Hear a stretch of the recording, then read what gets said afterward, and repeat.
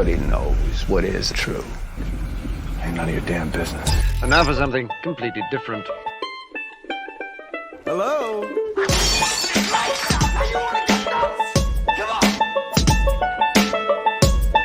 What I do is I look a woman up and down and I say, I'm coming to join you, bitch! Oh, is that too far? Oh, you want to get into things? Well, I mean... No. Let's get into things. Let's get real. Everybody, Bojack wants to get real. Cancel the bubble round, because we're getting real. Hello, everybody. Welcome back to No Time to Binge. Dylan, where are you? I am mostly here. Oh. Yes, my name is Dylan. This is No Time to Binge, a show where we watch part of something and then lie about the rest. I am from Some Nobodies. I am joined by Into the Baadlands, Michael Kung Folby, and of course, B, the other compatriots in my kung fu fighting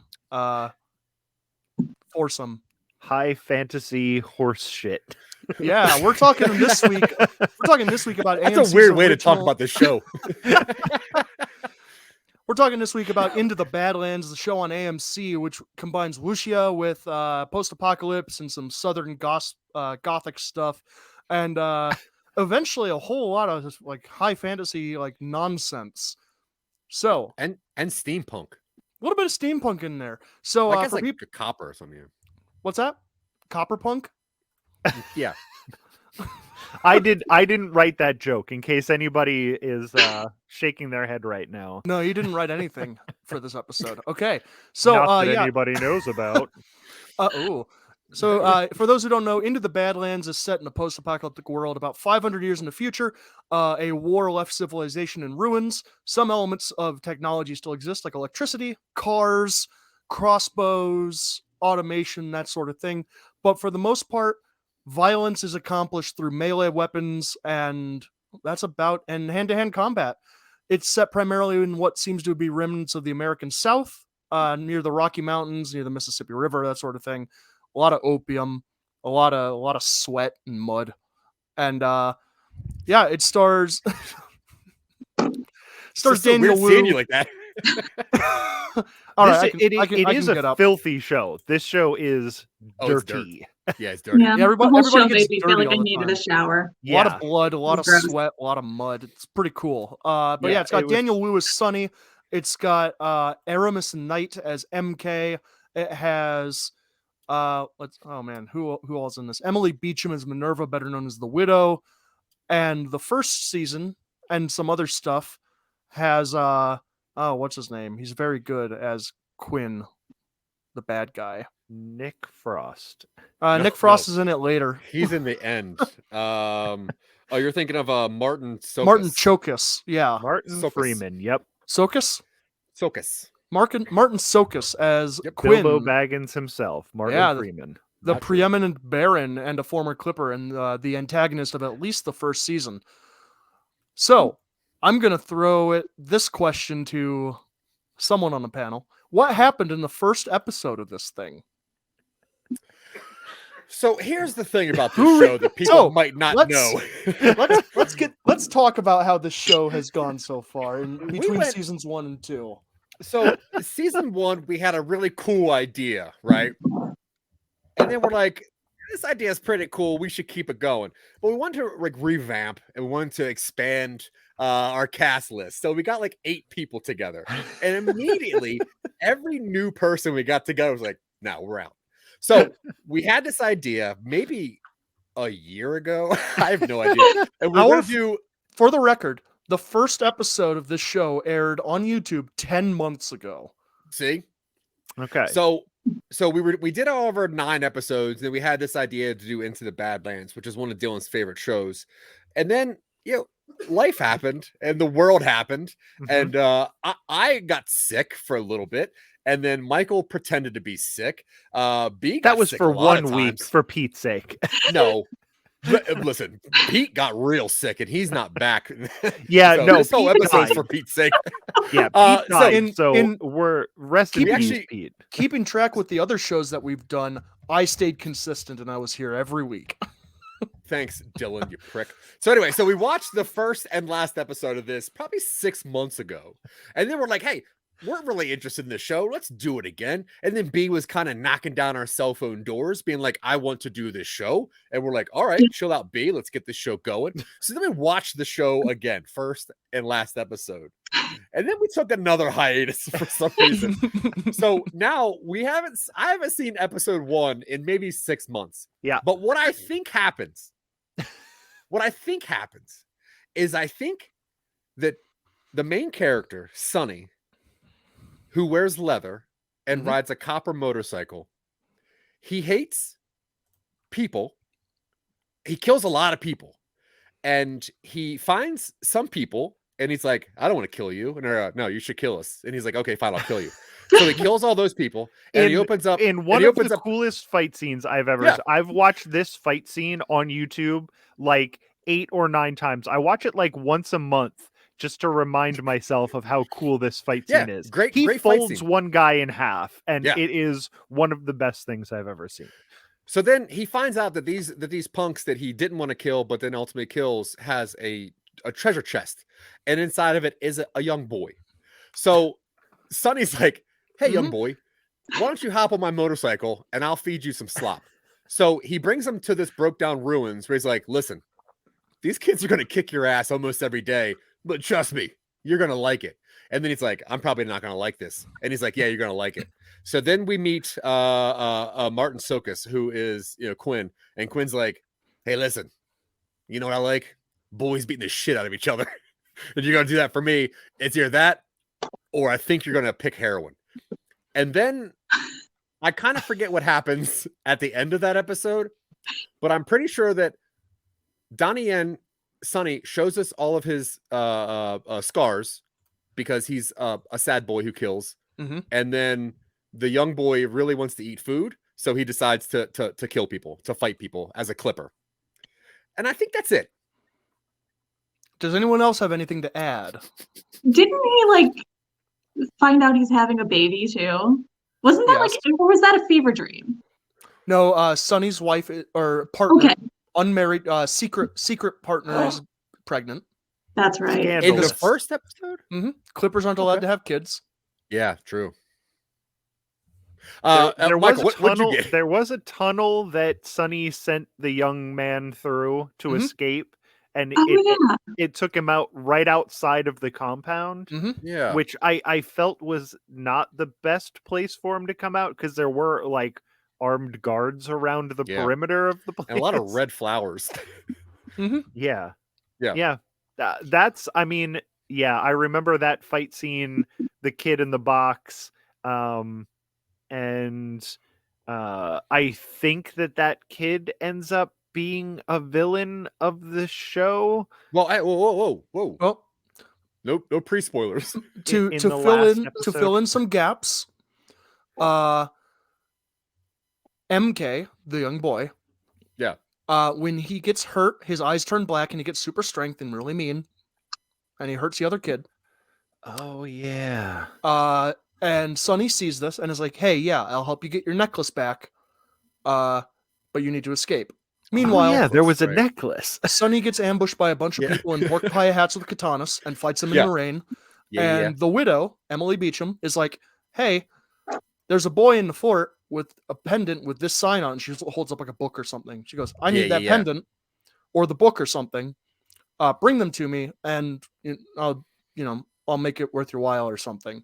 Sonny's like, eh. And then the episode happens. You realize that is it Quinn's son, like the guy with the weird eye, who's like, have you ever seen this pendant before? And Sonny's like, no. Maybe. Although I haven't. He has a bum leg. Quinn's son has a bum leg. No, it's I think he has something wrong with his eye. His name's Oliver Stark. Like from Game of Thrones? He plays Ryder. Oh, yes. Ryder is Quinn's son. Yeah. Yep.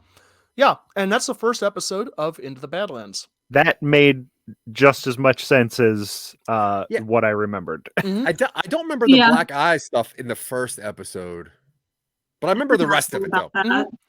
He And fights here's the one. thing. He fights the bully, and the bully like cuts him with a knife or something. And MK's eyes get all cloudy and black, and he throws a piece of glass at the kid and gets him in the face, and then he passes out. Now, when we decided to redo this, I was like, I'm not going to watch the first episode. I got this. I got that locked. It is a steel trap, right? And I put on the very last episode, which is season 3, episode 10 or something, right? I believe it's 13, but yes. 13.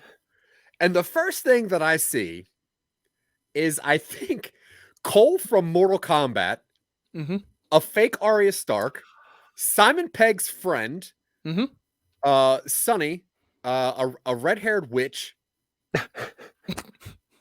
and and the bad guy is somebody completely different. And his mommy. And his mom, I think, or lover. I'm not really Kind sure. of. I think they kind of want That's to a get big married. difference. You better figure that out. Well, I don't know. I thought it was his mother. I kind of thought so too, until they're like, we're gonna be married, or we're gonna have a child, or something. I forget. Something made me think like, oh, they're actually, maybe they're a couple. But then, like, the kid from the trunk that was in episode 1 now looks like Prince Zuko from Avatar. He's got like his head's burned off, and he is like, rocking longer hair. And I'm like, oh no, he's the bad guy. Look. Yeah, it's a look. It's fine. And he could definitely wear some leather, which is fine.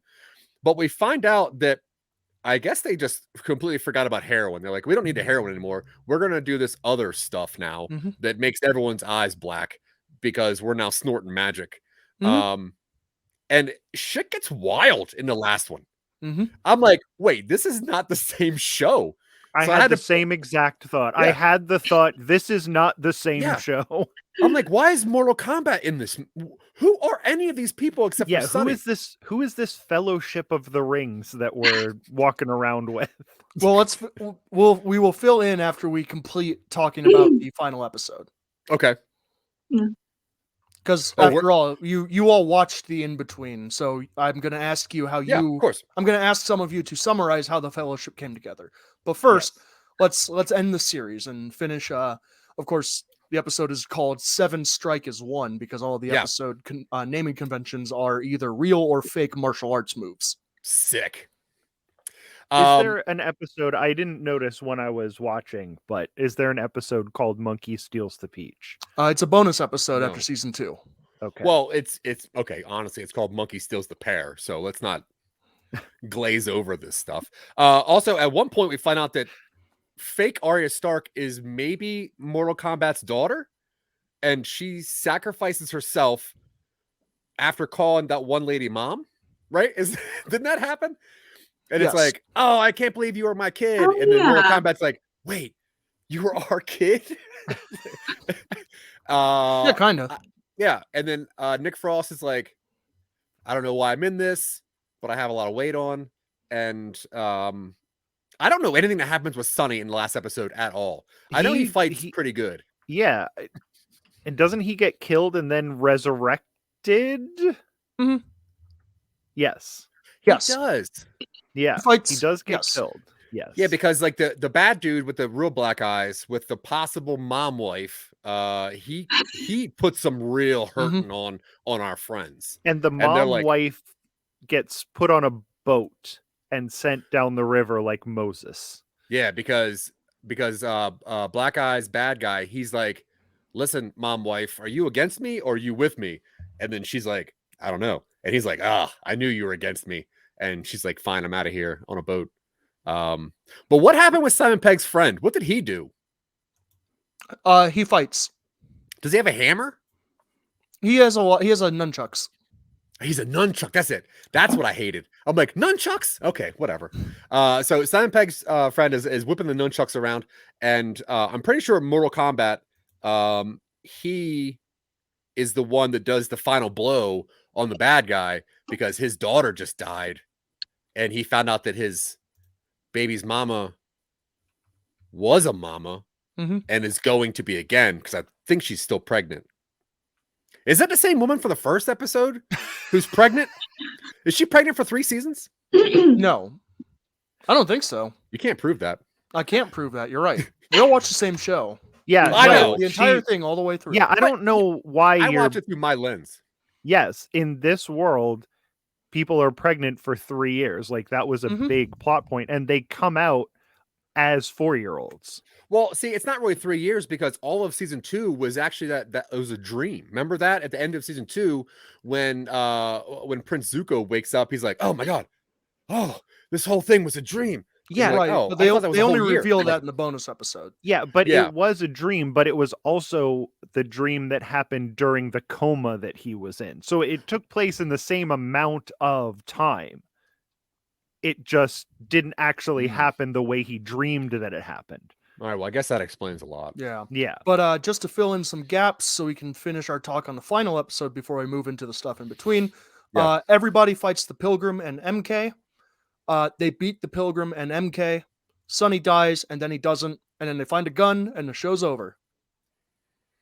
Oh, Well, yeah, we that's also- right, the gun. We also forgot that Sonny gets a special sword in the beginning that you're like, "Whoa, this is a special sword." And then later it turns out it's not that special. It doesn't do anything special. It's just a sword. Yeah. Remember when he opens that box, he goes, "Yeah." Yeah, just like That's that dirty ass gun that he finds in the dirt, and it doesn't work as a gun. So He's is, just is gonna- no one is no one going to talk about the scene where they revealed that this entire thing is just one big extravagant LARP? Did we all forget about that? Well, actually, well- Dee, I was hoping you could actually elaborate Okay. on that. Okay, great. Yeah, no, like when it like flashed forward to like what everyone's actually doing, which is just kind of like sword fighting with foam swords in a field, like outside of a high school. I love that part. I think it was genius. Really threw me off, really surprised me, actually. I think it was great. Yeah, it Yeah, was and- odd that season 3 of Into the Badlands, they were actually the actors of season 1 cosplaying as season 1 again. Exactly. And it's like, did you guys not even watch this season? That's not how it went.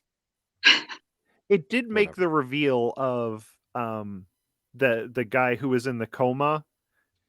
The fact that he just fell off of the swing set and hit his head, like that was more Yeah. tragic than if it would have actually been post-apocalyptic and he would have gotten, actually hurt. Like Yeah, well, because You're not really I mean- supposed to see the swing set. It was on a green screen. So it was supposed to look like some kind of weird, like llama horse thing or something that he tries to flip off of. But yeah, Yeah. we all know that he actually just flipped off a swing set and fell into yeah, a coma. it was tragic because I saw a kid hit his head after he jumped off the swing set, and it brought back some flashbacks. I didn't push him off the swing set like everyone in my class was accusing me of. Thank You you, were- for clarifying. No, you were it actually- was keeping me up at night. Now, Michael, you actually were a guest star in that episode. Would you mind Mhm. going into some of the training that you went through so you could look convincing when you did your fight scenes? Well, the thing is that they only had me going through military boot camp. I learned how to shoot guns. I learned how to throw grenades. I was running through tires, and I didn't do any of that on the show. So I don't quite know why they had me go through boot camp for 6 weeks, because all I ended up doing, I mean, I was the principal at the high school where they were LARPing the stuff. I mean, I don't know if you could see because they did have me in like, a sweater vest, and, I was wearing horn rim glasses and stuff. They put a wig on me. It was a whole production, but I didn't do anything physical. I came out and yelled at the kids and called, 911 for the kid who jumped off the swing set and hit his head. So Well, And his if you mom. re- I if you read distinctly the- remember you had to call his mother too. Yeah, I- but if you I read the did call them- novelization, they Yes. actually told me that scene was cut. Yeah. The calling the mother part, because it took a really long time because she was hysterical. I had to explain to her, and I said to the director, I was like, I don't know if people are going to want to watch a scene of just me on the phone for 10 minutes while a woman cries into the phone so loud. But yeah. Well, I mean, if you read the novelization, you would know that the principal character is only supposed to be a frail 85 pounds. So you went through boot camp not really to learn anything. But the shed- but the that shed- makes sense. See, I can't Oh. read, so I Yeah. never read the book. Yeah. And I covered for you on that one. I was like, he's not going to read it, but don't worry, I'll tell him. I just read the Well, graphic novel. Yeah, you never It's did better. tell me though. Yeah. I did Well, get down to 92 pounds. It was impressive. It was pretty close. To see a 6'1", man of my frame get down to 92 pounds, it was almost scary. It was. Yeah, I mean, you went on that Christian Bale diet of what, 4 cigarettes and a half an apple every day? Yes. Yep. Yeah. And And half you were an just apple. chewing those cigarettes down so fast in the morning. Yeah. I was like, I you mean, should expand those out. Unfortunately, it did lead to a lifelong addiction of eating cigarettes. Yeah. Now, Dylan, as we know, the first season was mostly about heroin, and the third season was mostly about magic. Mm-hmm. Without being too derivative, what would you say the crux of the second season was? Well, at its core, it's really about family. Sonny has his kid, and then Nick Frost's character, Baji, is there, and he's got family inside the Badlands. They have to get back into the Badlands, which is where the title comes from. And of course, with the widow and her daughter Tilda and Chow being the father that you don't know. They don't know about that, but they're very, very open about it early on. Yeah. So it's just this really, really strong theme of family throughout. And when Quinn comes back the second time, he's like, Daddy's back. And everybody has this really strange reaction to it. And then they just kind of wipe the slate clean, and they're just like, all right, we're not talking about family anymore. It's magic for the last episode, for the last season. We're gonna go for it. Yeah. See, it's odd that you took family out of season 2, because to me it seemed like they were spending a lot of time on letting us know how bad caffeine was. It almost seemed like a whole season-long PSA on caffeine and the negative effects of lack of sleep and stuff. They actually sped the fight scenes up in the second season by 1.5 to exaggerate the effects of caffeine on the human body. When you watch it at 0.6 speed, it actually translates a lot better to the screen. Oh, okay. Yeah. I thought it, you know what? Now that you mentioned the caffeine thing, that makes a lot of sense, because I distinctly remember the character Sonny turning right to the camera and saying caffeine, not even once. Yeah. And then, yeah. Well, he's like, oh, caffeine, not even once. Yeah. Yeah. Well, I mean, it's right at the camera. You are going to have to Headache. forgive. You are going to have to forgive Dylan for taking the family thing, because that was the season with Vin Diesel in it and Michelle Rodriguez, and there was all the driving and the barbecues and the Coronas and all that stuff. It did sometimes overshadow the caffeine part of it, where they were picking the coffee beans. The one part where what is that guy's name? The blonde guy. Theodore Rex. Yeah, Theodore Rex. They dug up his corpse, and he was reanimated, and he picked the coffee beans, and he cut them up, and he snorted them, and he went. Wait, they buried the animatronic of Theodore Rex? Yeah. Yep. Huh. Yeah. I didn't know that. Yeah. I should have watched the behind the scenes on this thing. There's a lot of it.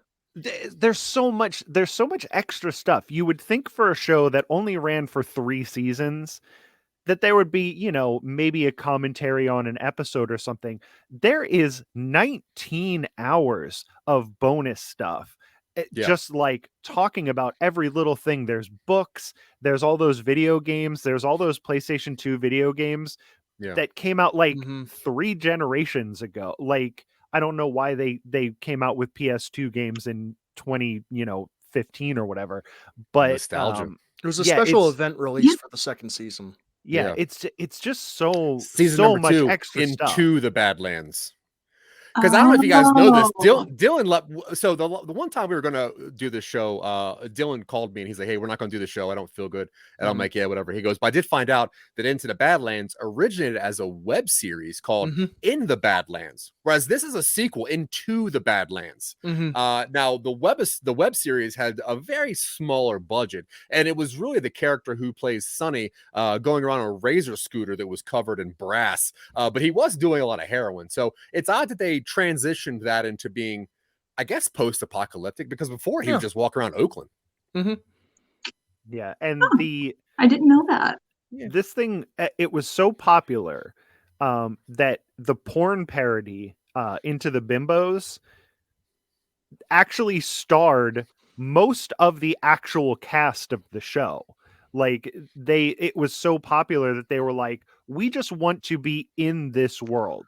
So we are going to, we're going to get naked. We're going to have unsimulated sex for the porn parody of this show that we're in, that we love, that everybody loves, and everybody's buying these books and everybody's watching our YouTube, behind the scenes stuff.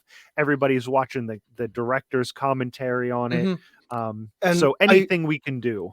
I just want to shout out the Make-A-Wish Foundation for really making that possible for that kid. A lot of fans of this across a lot of generations. And they did fold him in half in that porn parody as well, just in a different way. Yeah. Well, it was also weird because of, that child's parents were so religious that they actually had to do a spin-off show on PureFlix called Into the Badlands. And that was way different. Way different. A lot more scripture, really. But still steampunky, which is great. I mean, it's still got family, it's still got heroin, it's still got magic. They just call it prayer. Yeah, and there was no fighting in that one. Everyone worked out their differences with their words. Yeah, it was weird. They kept calling heroin prayers. Like, you guys ready for prayer time? Everybody's like, I just woke up.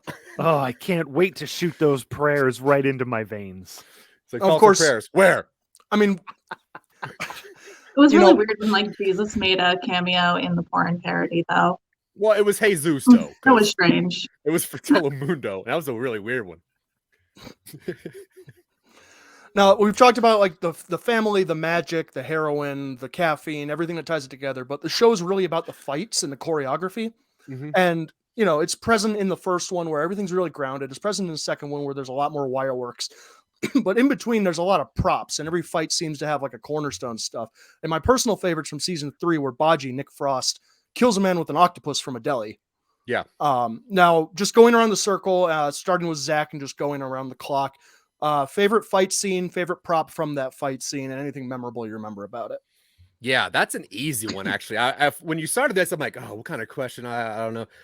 But the one that stands out the most was that Christmas episode where Simon Pegg's friend and fake Mortal Kombat guy, where they both like took branches from the Christmas tree and started like thwapping each other, where like you thought like, oh, this is going to be a pretty badass fight, but then it really turned into like a giggle fest, and it really came down to a fight of patience, I guess, if anything else. And after season 2 of The Wire working, like, how are they going to top this? And the thing was, it was a mental battle. It was, how many times can you smack each other on the rear while running around the Christmas fire before you realize, hey guys, this is a show about family. Why'd you forget that?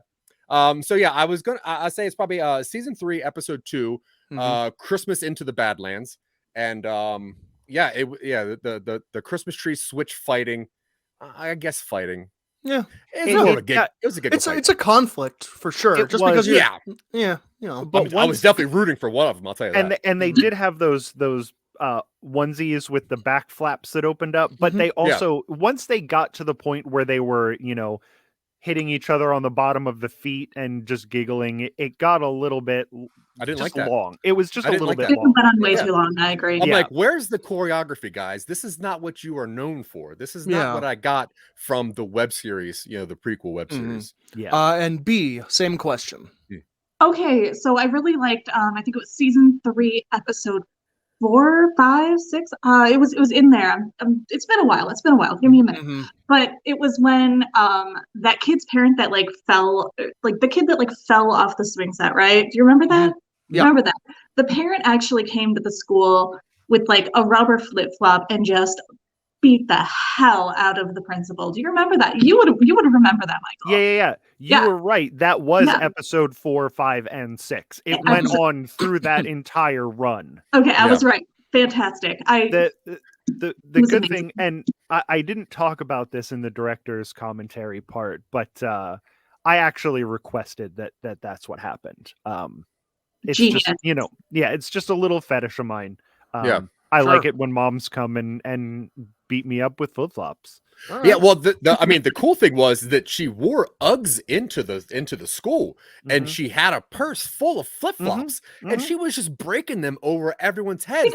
I think she had a Prada bag with flip flops. Oh, is that what it was? I don't know fashion very well. Nice touch. I know they were very cheap flip flops.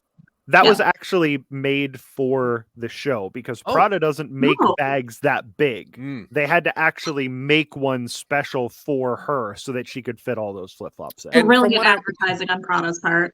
And from what I heard, it's weird because the prop department spent thousands of dollars on that bag, but then they had to go to Old Navy during $1 flip flop day and just buy all of the flip flops. Yeah, and the weird thing is, after the third recording of that scene, all these kids were crying so much because these flip-flops were real and they were vintage from the local Goodwills. So they actually had to start making the flip-flops out of sugar cane, so it would just break on impact and not really hurt as much.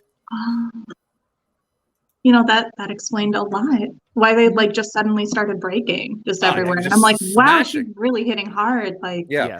And she's like, this is magic. I'm like, I don't think so. I think it's like Hollywood. I requested that, she used all of the real flip-flops on me. And I said, please don't use these on the kids. Get some prop flip-flops that are going to break. And yeah, because I remember you text us. You're like, I just said to this actor, I was like, don't hit the kids, hit the principal. And I'm like, damn. Yeah. What a good line.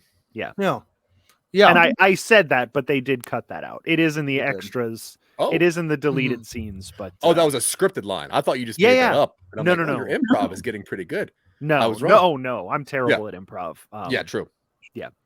Yes, and Dylan. What? You were about to say something, and Michael rudely interrupted you. Yes, and that's what I do. I rudely interrupt Dylan. Of course. Now, probably you should not interrupt Dylan that much though, because it really starts to irritate him. So just sorry, Dylan. You were saying something.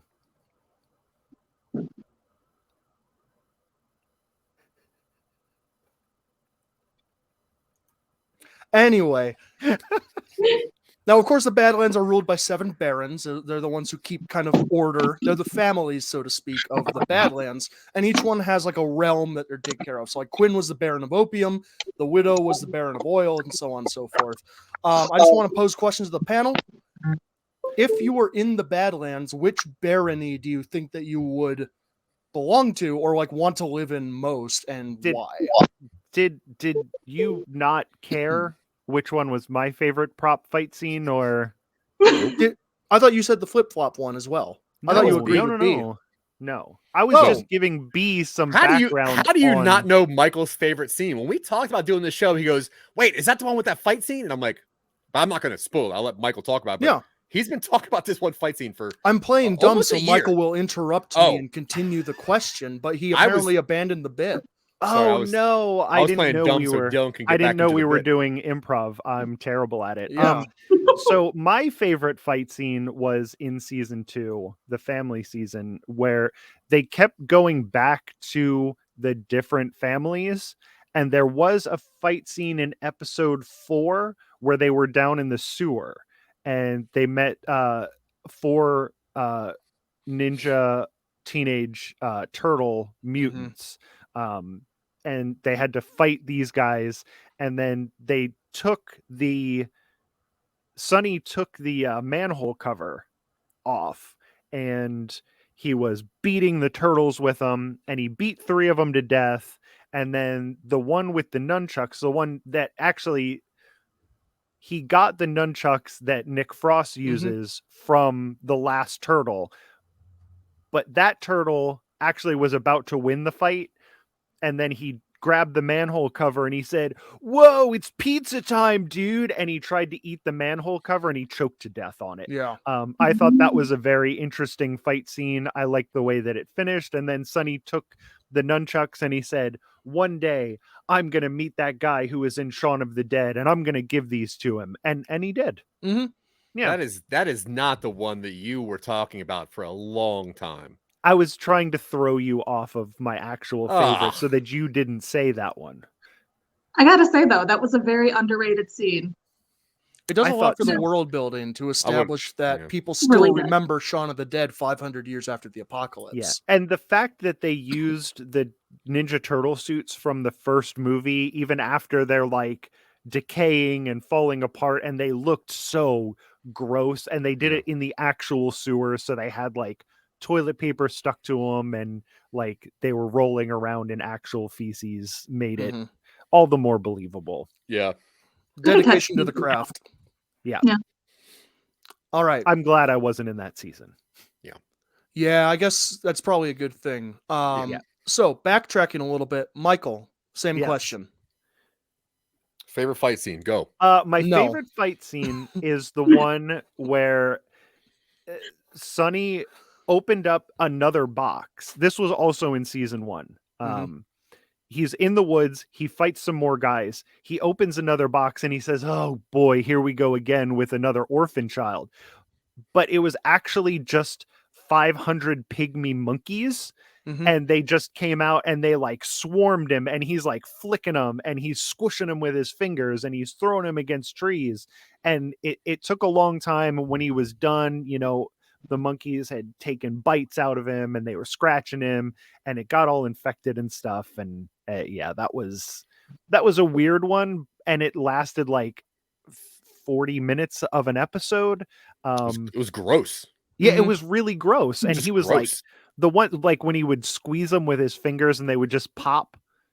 I thought that was a little excessive. Unnecessary. But, yeah. But yeah, that was my favorite fight scene in the show. Yeah. Okay.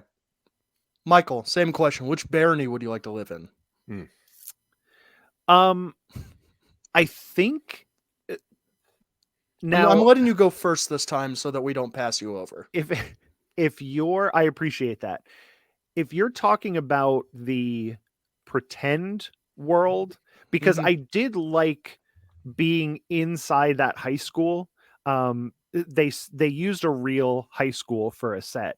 And they did put cots in the classrooms so that the actors could live there. And I lived there for 8 or 9 months after we were done shooting the show, just because it was so nice. It was nicer than any place I've ever lived, especially once everyone had left and it was just me in the high school, and I could run around in just my tidy whities playing music real loud and sliding on my socks down the hallway. Yeah. So, but if we're talking about the pretend world that most of the show takes place in, I would have liked to have been the Baron of that sewer, the sewer part. With the turtles. Yeah, with the turtles.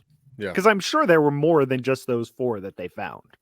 Yeah, I mean, there's a whole generation of them, right? Like the millennial. Oh, yeah, I guess if there's teenagers, there's probably adult probably adult Ninja Mutant Turtles and child Ninja Mutant Turtles. Yeah.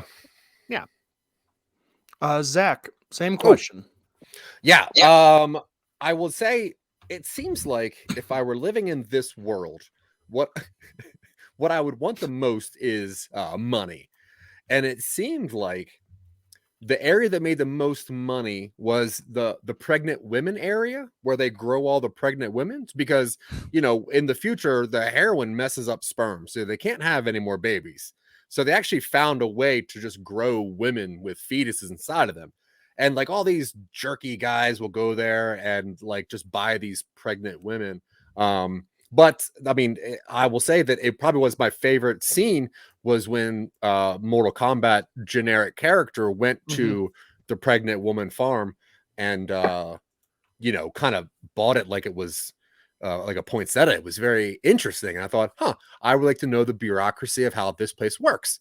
What's the HR department like? So, yeah, I will say probably I would like to be in charge of the pregnant women farm. Yeah, cool. And B, same question. Which barony would you like to live in and why? Okay, so going back to what like Michael said about the high school, I love it when they like switched back to like the real world, because you got like the baronies are more of like a high school clique. And I was really, really attached to the Care Bear Club. You know, the one where they like just collect Care Bears and like assign each other like personas. I loved that. So I think that would be it for me. my persona is the one. What's the one with like the raindrops? The raindrop bear. Raindrop bear.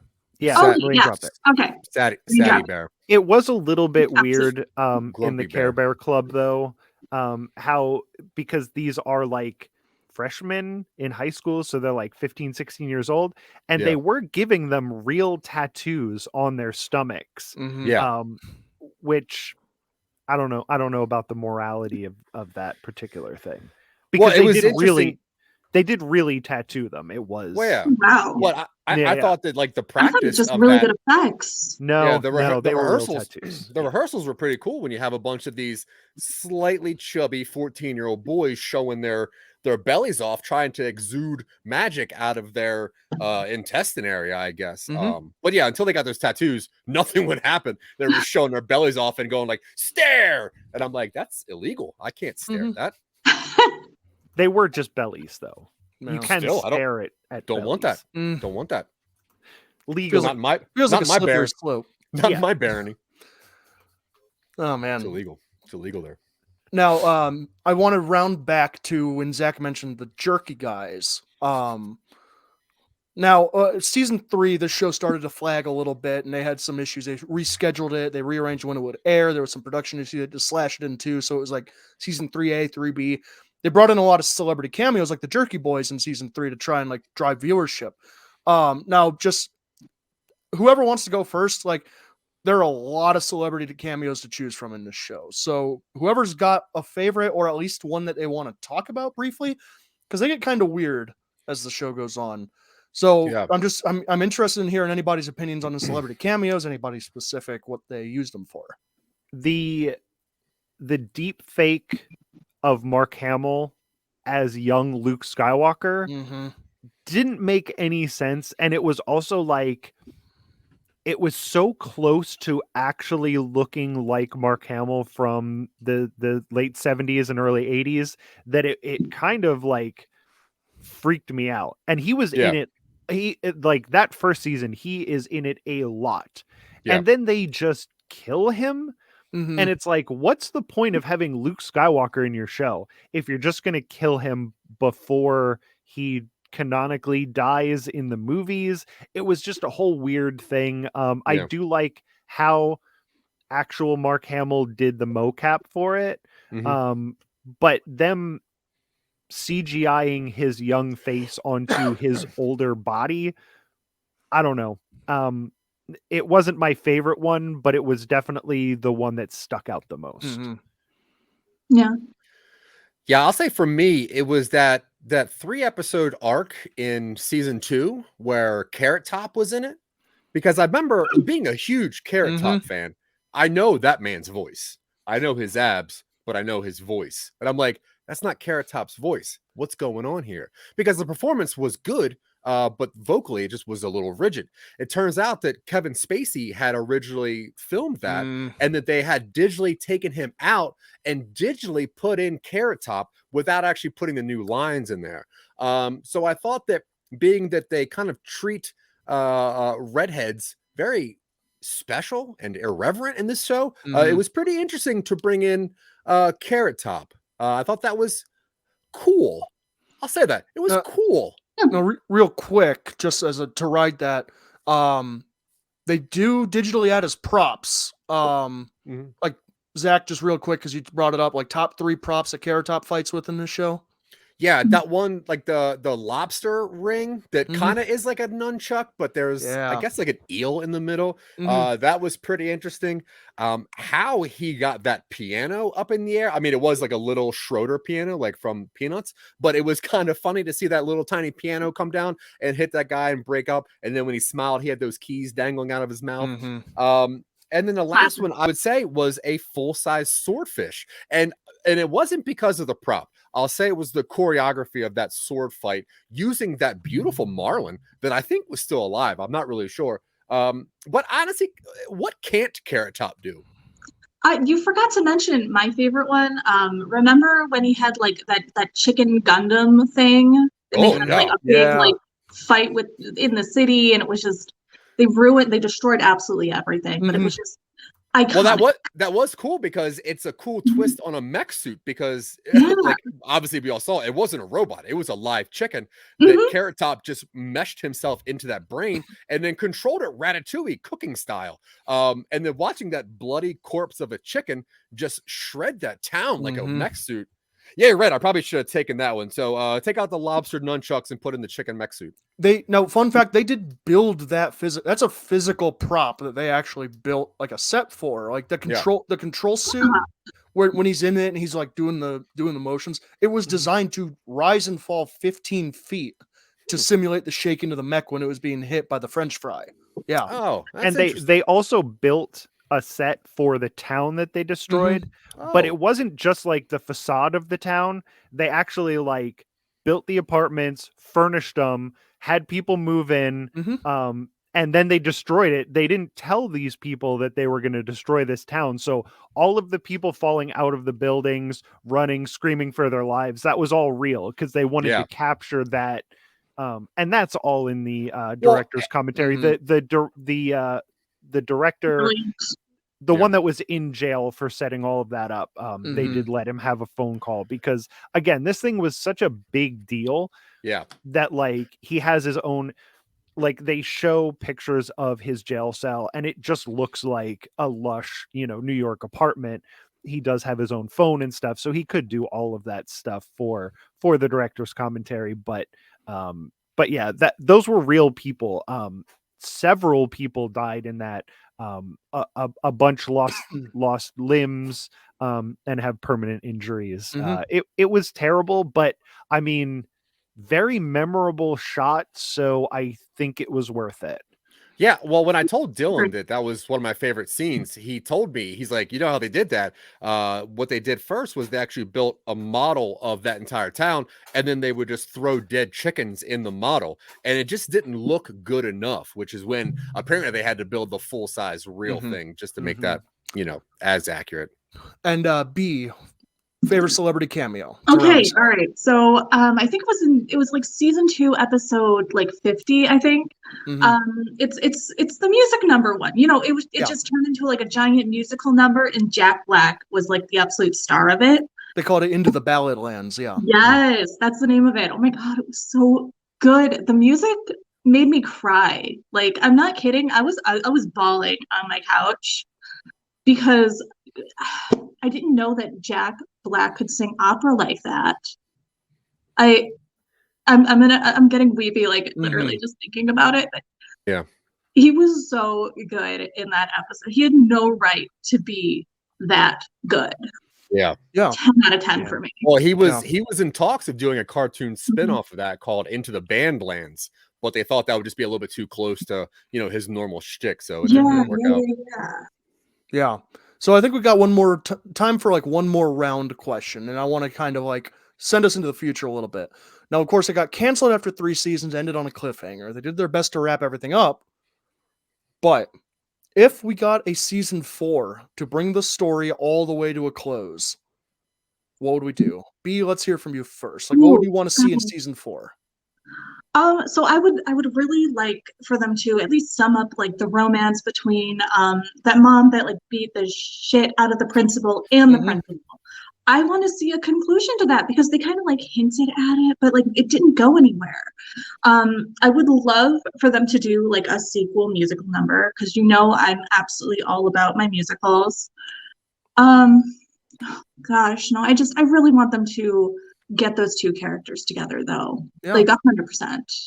Right on. It's not fair that, it's been so like, will they, won't they, There was supposed to be a conclusion to that. Okay. And Jack does still text me like 2 or 3 times a week. And he's like, I really want to do that scene that they wrote for us where the 2 of you are floating down the Venice canals, and I am serenading you. He has this beautiful musical number. He's playing the accordion and just serenading us while we make sweet love right there on, it's tasteful. It's tasteful. They do like the Simpsons thing where they, block us out with oars and, sunflowers and stuff.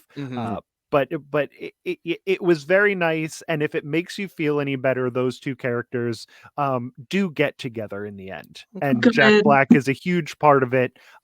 He's the third in the throuple. Oh my! I wouldn't Yeah. have I wouldn't have seen that coming at all. Yeah, Oh my no. god! Okay, it has been keeping me up at night. I was wondering where Jack Black would fit into this, and I've been shipping them all so hard together. Mhm. I've written so many fan fictions about this exact scenario. I'm not no. kidding. We've Okay. read them. We've read Uh-huh. them. Jack and I talk about them all the time.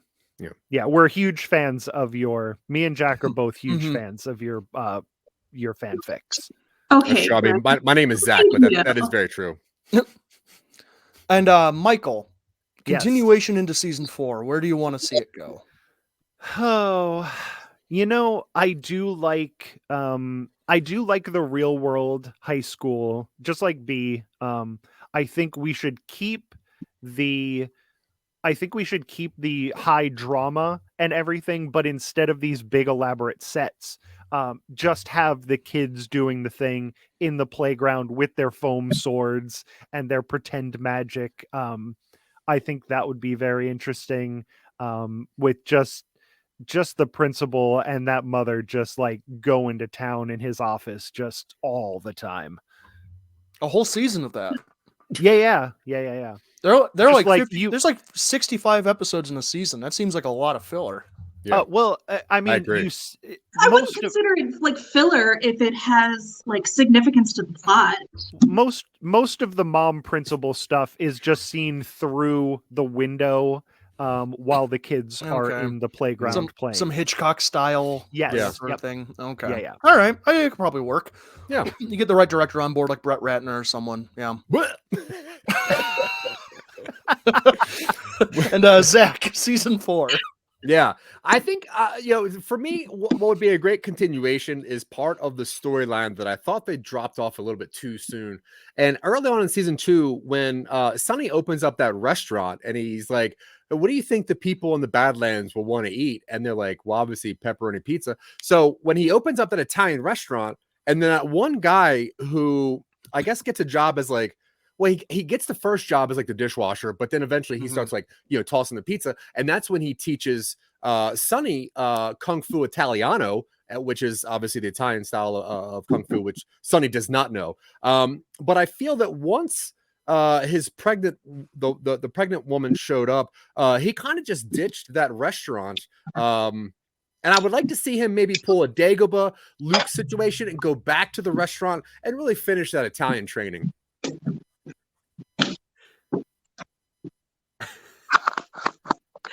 Hang on, I need a wall outlet. Okay. Yep. Didn't know if this was a bit or not. Yeah, No. I like the tour of these It might be room. my new so- bedroom. So yeah, that's I think that's Into the Badlands, unless anyone else has anything they want to say about it, specifically or otherwise. Kung Fu post-apocalypse, kind of steampunk, diesel punk, like weird mystical wire fighting. Yeah. Now, would any of you go through and rewatch this? Only season 2. I've watched certain episodes, right? I don't think I'd go through and like watch absolutely everything. Just my favorite bits. Yeah. I mean, you need to like, if I'm gonna write more fan fiction, I need to like study certain things, certain scenes. Sure. Yeah. Yeah, the problem is that I already watched it 3 times, and it is over 100 hours worth of content, because that second season, I don't know why that second season got so many episodes. I mean, I'm not complaining about it, but it's like an epic. I think it was it was during the writer's strike. Okay. It's just it's so long. There's like 170 hours, and I've already watched it 3 times. I would love to watch it again, but I mean, I don't have any more vacation time from work. Yeah. So I guess I'm just gonna have to wait until maybe next year I'll do it again. Yeah. Now I have watched this through twice. Once just on my own time. I was a huge fan. Once in preparation for the show because we've had so long to prepare. And for people who are not so into the magic style of the fighting in season 3, the first season has very good, very well choreographed fight scenes. It has a very fun kind of story doesn't take itself too seriously, and it has some very good action writing. It has a lot of good one-liners, and I would recommend anyone who's curious about it give the first 6 episodes a watch.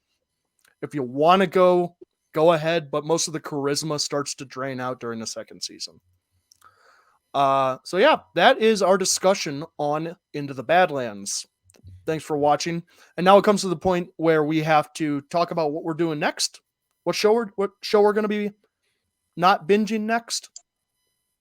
I suggested Gold Girls. Right. Ooh.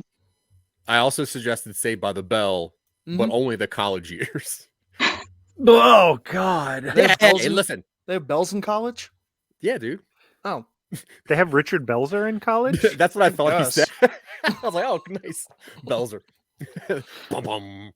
CSI. That's Law and Order. Yeah. Well, that's where Belzer's from. Law and Order. Saved by the Bell SVU. Yeah. What's it called? Like Sunnyvale or something? Whatever. Something. But I think we're gonna do a Good Place.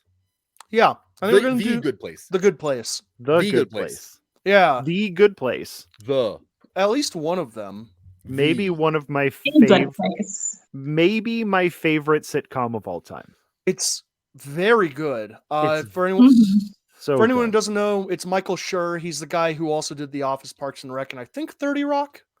Was he involved in 30 Rock? No, that was just on at the same time. And it's I love The Office and I love Parks and Rec. It is the best show he's done. It involves a lot of philosophical discussion about the afterlife, a lot of very good humor, and a lot of good character stuff. And we are not going to binge it next time. And a lot of just the hottest people you've ever seen. Indeed. We literally have no time to binge that show. No. So we are going to be putting this, or we're going to be doing that in 2 weeks' time, I believe, because we're going to start releasing these every 2 weeks as opposed to every week. That way we have some time to not binge. We're not changing the name of the show. We're not changing the No, the name of the show is great. The name of the show is award nominated. Oh, yeah, that's true. All right. And nominated now. Yeah, let's not talk about our nominations until we know if we actually won. Let's do plugs instead. We're nominated. We got Zach, laurels. Zach, plug your stuff. Hey, all right. Well, if you want to hear my stupid voice say things that Dylan's stupid brain writes, open up any app you have on your phone whatsoever and type in Some Nobodies.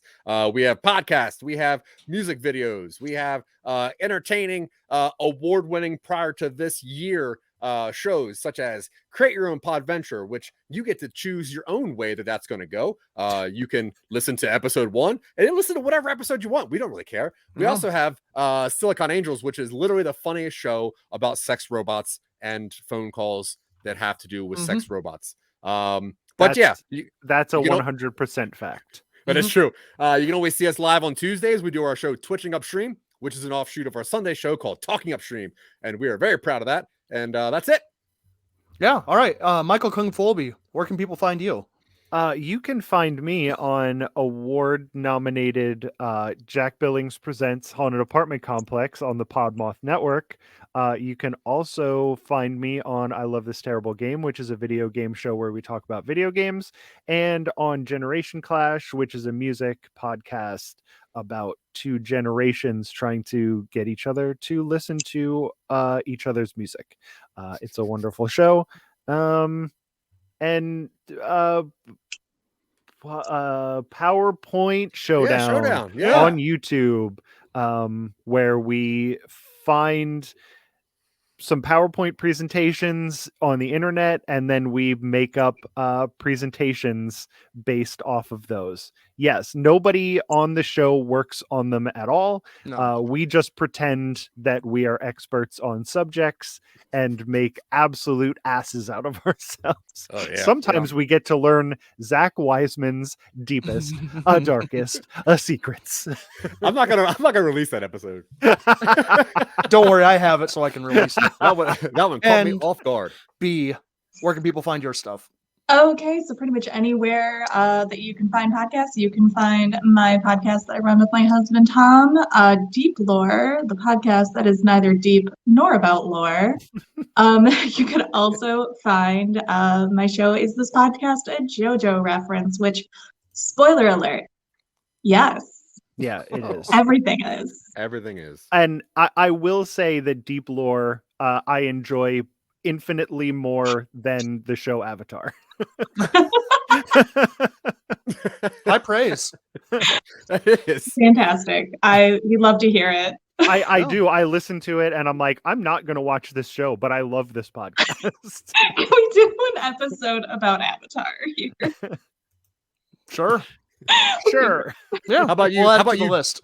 What about you, Dylan? Where can people find or read you? Oh, hey. Yeah. Find me everywhere Zach talked about. And I'm also on Twitter at Vorpal_words. And we're going to be doing PowerPoint Showdown coming out probably by the time this episode's out. No. 100%. It'll be out by the time you're watching this. So go watch those episodes that are out now and that are coming out in the future. And The also future ones that relative came- to when you're watching the episode and technically when we're recording this, because time is fluid and we are but 4-dimensional beings in 3-dimensional space. Dylan, do you have anything else to say to the people at home? I don't think so, Nope. Zach. Nope. Bye, everybody. Nobody knows what is true. Ain't none of your damn business. And now for something completely different. Hello?